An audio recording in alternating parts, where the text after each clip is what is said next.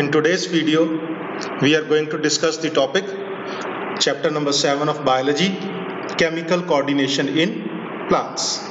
So this will be the topic for today. Now let's move further. You all must have seen animals moving here and there. Means movement of the body parts is common in animals. They move from one place to another in search of food. They move from one place to another in search of the shelter also. So animals commonly move from one place to another. You people often must have seen plant movements also. Though plants don't move from one place to another, but they show movements of the different parts of the plants in the form of bending, twisting, and elongation of some certain parts.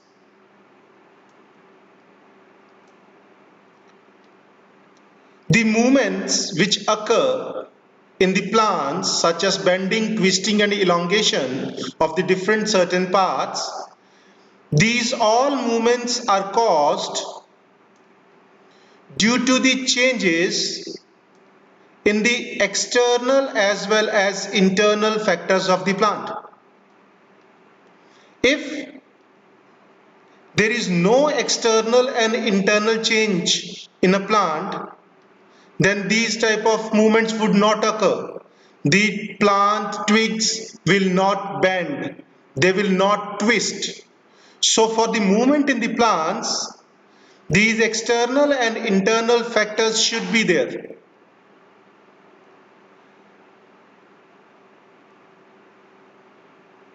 The change in either the external or the internal environment of an organism, in this case it's a plant, it's called stimuli. If there is a change in the environment, the change in the environment is called stimuli. And the action resulting to it because of the stimuli, that action is called response. Stimuli can be anything. For example, plants try to grow towards light. So light is the stimuli, it is the change in the external environment. And because of it, the twigs bend towards the light. That is the response. The movement in plants and animals, that is because of different modes of nutrition. Different modes of nutrition. Now you can see that these plants, they synthesize their own food, so they don't have to move from one place to another. While the animals, they depends upon the plants either directly or indirectly. Therefore, animals have to move from one place to another, but plants don't have a need to move from one place to another. Although plants do not need a fast response to small changes in their immediate environment, but they do respond to light, gravity, and some seasonal changes. The changes are not fast in plants, but still you can see some changes, some movements in the plants, though they are not fast. Moving further, often the coordination in animals is done by nervous system or some sense organs. But remember that in plants there are no nervous system and there are no sense organs. Therefore, the sensitivity and coordination in the plants is the result of some chemicals, and that is called chemical control. Chemicals which coordinate in the plant. The plant coordinates by releasing some sort of chemicals, and those chemicals they stimulate the plant. These chemicals which stimulate the plants, they are called hormones. Actually, these are the messengers. These are the messengers. These chemicals are the messengers. These are known as hormones. They produce stimuli. Because of this stimuli, now the plant will respond.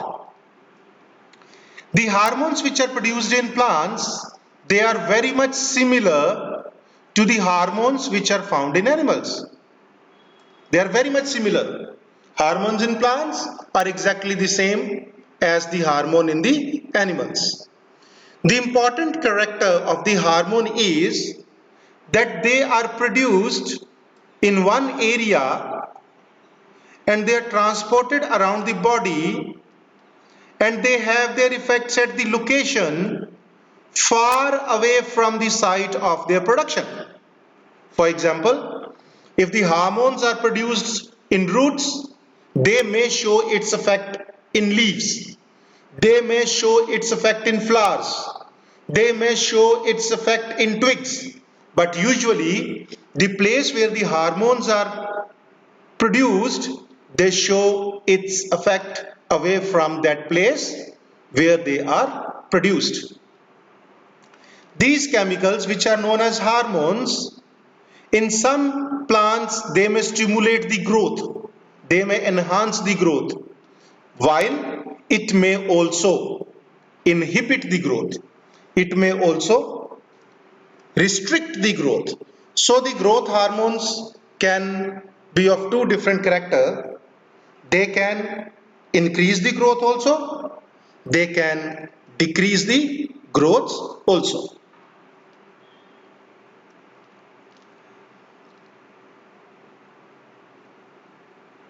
The main areas of the growths in the plants are the meristems. These are the cells which are located just below the outer surface of the tip. Let me show you with the help of an image. Here is the diagram, or you can say the image of the twig having 4 leaves. This twig, the apical part or the apex of the twig, consists of the cells which are known as apical meristem. These growth hormones, which are actually the chemicals, they show its effects at these apical meristems which are present at the tip of the twigs. They may also show its effects at the intercalary meristem. These are present on the outer surface of the twig. It may also show its effect on the lateral meristems. These are also on the outer surface, but they are along the margin of the bark. So these chemicals actually show its effects on the meristems, and these meristems are the cells which are present on the outer surface of the twigs, leaves, or the apex.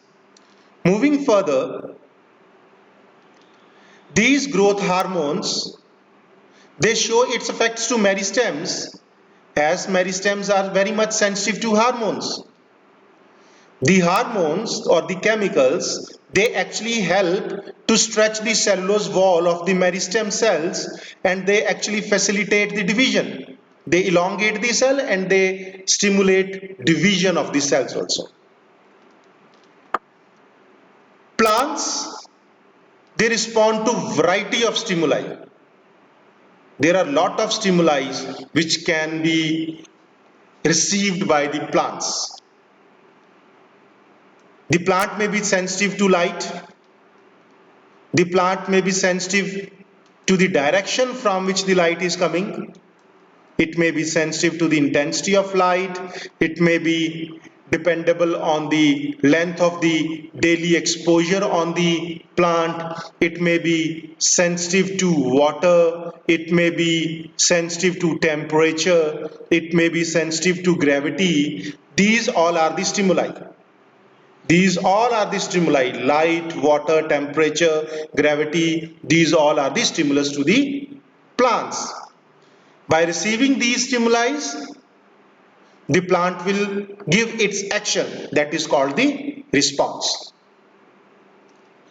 These hormones, chemicals which are produced in the plants, these hormones were first discovered by the scientist William Bayliss and Ernest Sterling in 1902. Because these are the hormones which are found in plants, they termed it as a phytohormones. That's it all in this video. Hope you will study by revising from your book, learn all the essential things, and watch the video several times if you don't understand. That's all in this video.